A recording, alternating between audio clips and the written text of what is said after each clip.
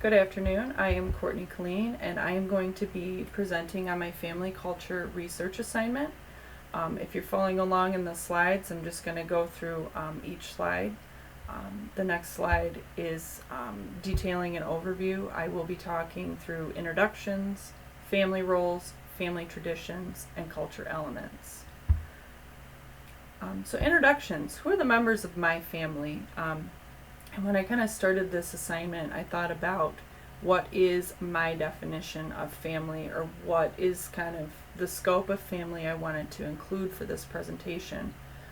And I kind of looked at, who do I live with? What is my relationship to them versus, who am I related to that is family? So I kind of looked at it as, my family included the people that I lived with and that I also had an intimate relationship with.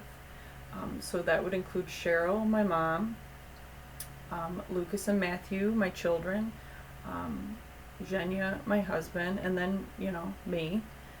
And then I thought about family roles. You know, how do we interact with each other? And more importantly, when I think about family roles and responsibilities, in my mind, what am I doing to contribute to raising my kids? Because ultimately, for me as a mom, in my point in life, what family means to me and family roles are, what am I doing to raise my children? How am I contributing to that? How am I contributing to putting a roof over their head, feeding them, clothing them, educating them, sort of all those things. But at the same time, doing those things, I'm supporting the other members, right? So Cheryl and Zhenya, I'd be supporting them at the same time while I'm doing those things for Lucas and Matthew. And I looked at 4 different family roles. So leader, peacemaker, therapist, or kind of a mediator, provider, which in my mind I thought of financial or sort of breadwinner, caregiver, a nurturer, housekeeper, child care provider, somebody who's doing the majority of the cooking and cleaning, maybe watching the kids, things like that. So when I kind of assign these roles, in my mind I thought about, well, in our family, who has a tendency towards doing this role more than somebody else? Because to some degree, we do all kind of play these roles or fill these roles to some degree. But, I'd say for my husband, Zhenya, he's stronger as a leader and a provider than necessarily a peacemaker or caregiver. Whereas my mom, being retired, she doesn't necessarily have to do that provider role. So she kind of takes a step back from that, but she's more of a peacemaker and a caregiver. For myself, I kind of feel like I try to do all these roles, and maybe that I'm not doing them successfully. But, when I did this, I thought about responsibility and obligation, and, thinking about it, I feel like with these roles, you feel a responsibility or an obligation to fulfill these roles, right? Like, Cheryl's looking at, okay, Jenny and Courtney are working all the time, I'm going to take this role as being the caregiver. I'm going to, cook the meals, do the laundry, that type of thing. Where Courtney and Zhenya, we're the providers. Cheryl's retired, so it's Courtney and Zhenya, going out, working, bringing in the money to pay for the house, to pay for the food. I would say I probably do more caregiving than my husband, just because he works a lot more than I do. But I just kind of thought that, our sense of responsibility kind of drives our obligation to fill these roles. So we feel this sense of urgency where, I need to be the caregiver. So that's kind of how I looked at it. And rolling into family traditions, so countries of origin. My side of the family, divided up between my side and my husband's side. My side of the family kind of comes from Central Europe, Germany, Austria, England, countries in those areas. And my husband, he was actually adopted from Russia at age 8, so he comes directly from Russia. And in thinking about traditions or connections back to those countries, I can't, for myself, I can't think of a time or an occasion where something was specific in our family that tied us back to maybe our family origins in Germany or Austria or anything like that.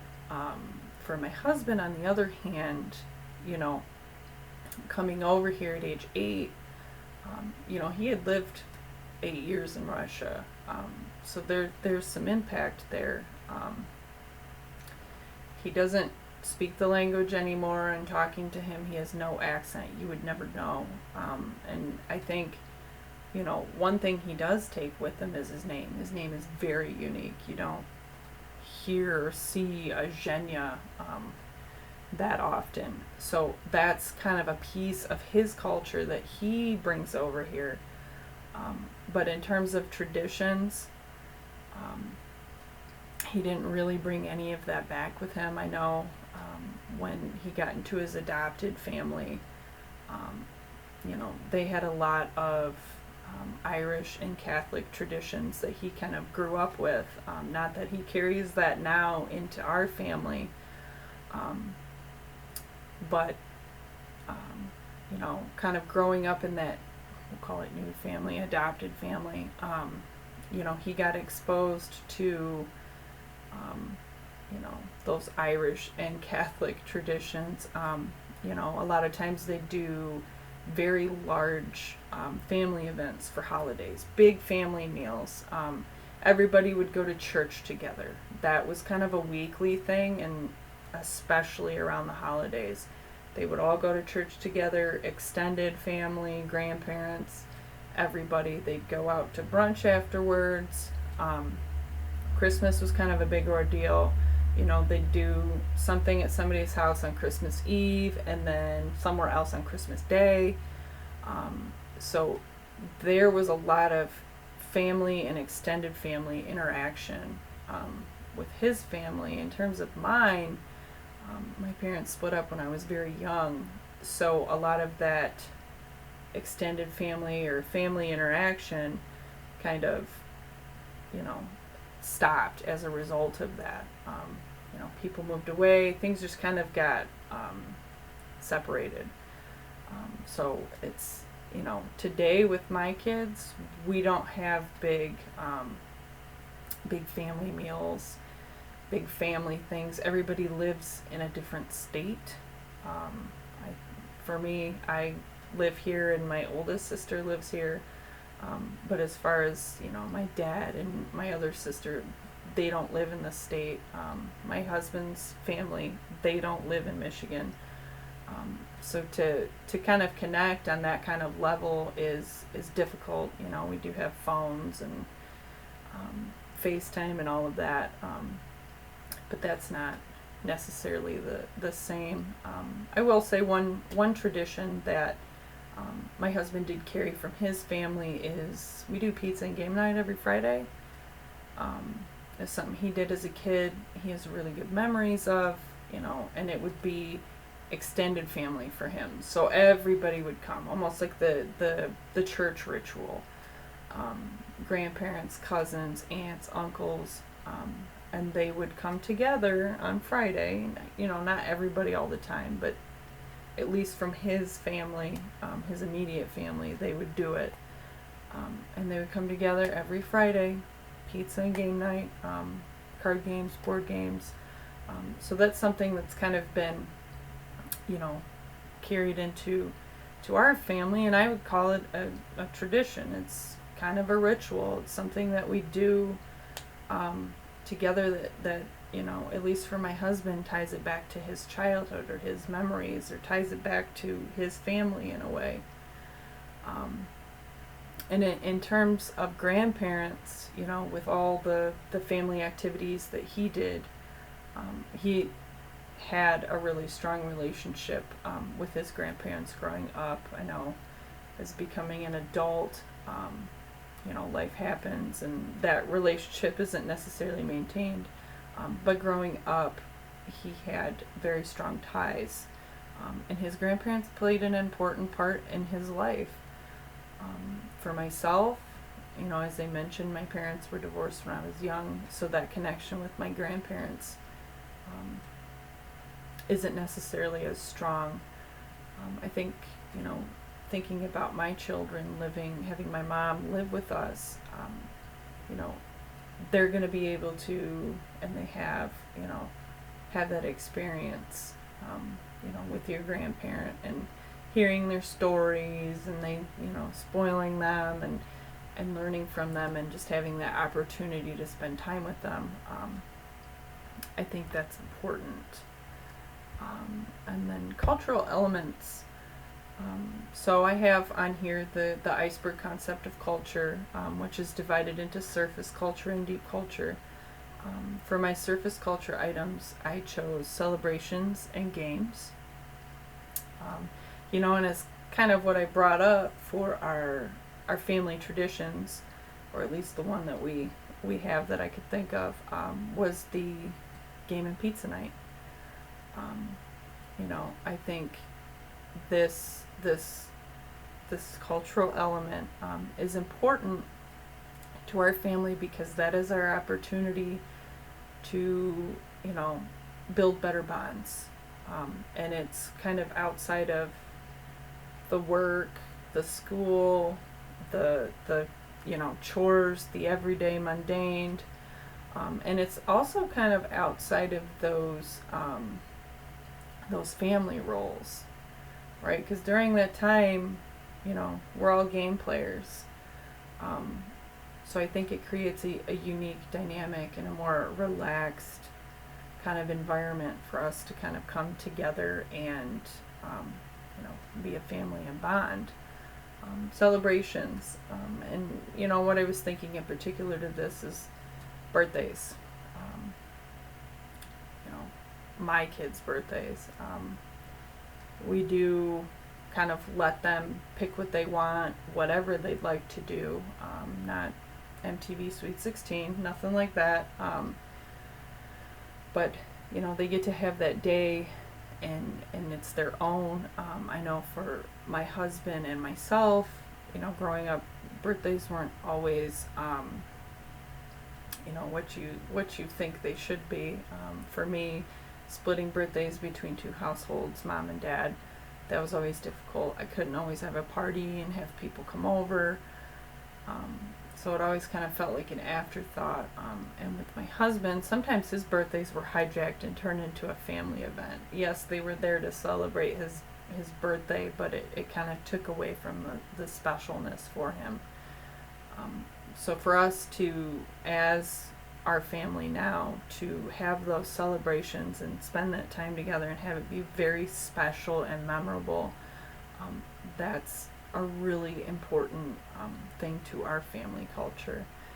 And in terms of deep culture, I kind of geared towards or was attracted to relationships to animals and concept of cleanliness. Animals, for me, and at least in my family, play a big role. We would consider them part of the family. We have 5 cats and 4 horses, and the cats are indoor-outdoor cats.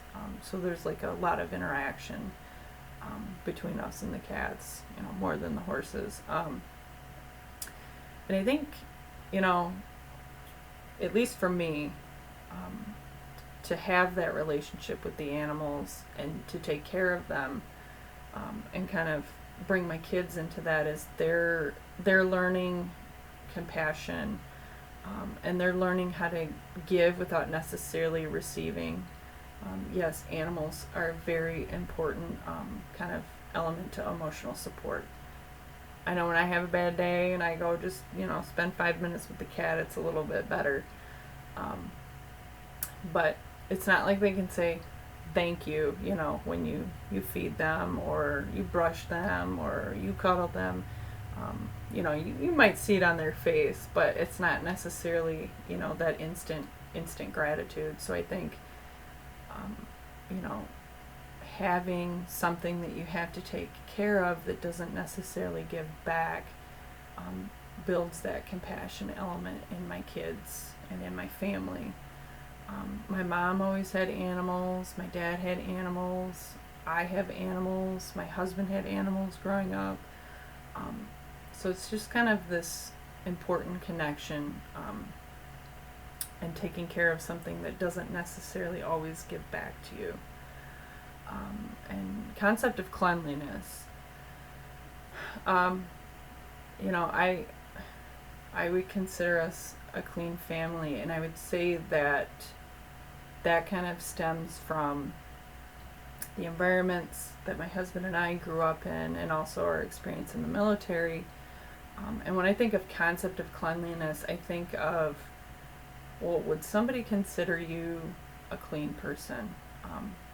And that's, you know, something that's important to my whole family, and something, I'm trying to instill in my kids is kind of this culture core is, you know, you need to clean, you should be taking care of your house and your body.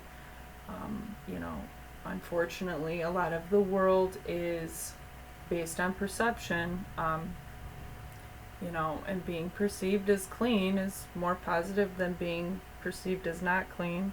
I know from this course we're kind of learning to take a step back and not have everything be so black and white with positive and negative before you form an opinion. But this ritual of cleaning is, something really important to the family, and it is something that the family does on a regular basis. We clean every week together. We come up with, okay, you're going to do this, you're going to do that, and there's some sort of delegation, and everybody takes their role. They do their task, and everything gets done. It contributes to a whole clean house kind of thing. And that's the end of my presentation. I'd like to thank you for taking the time to view my video, and I look forward to learning more in this course in the next coming weeks.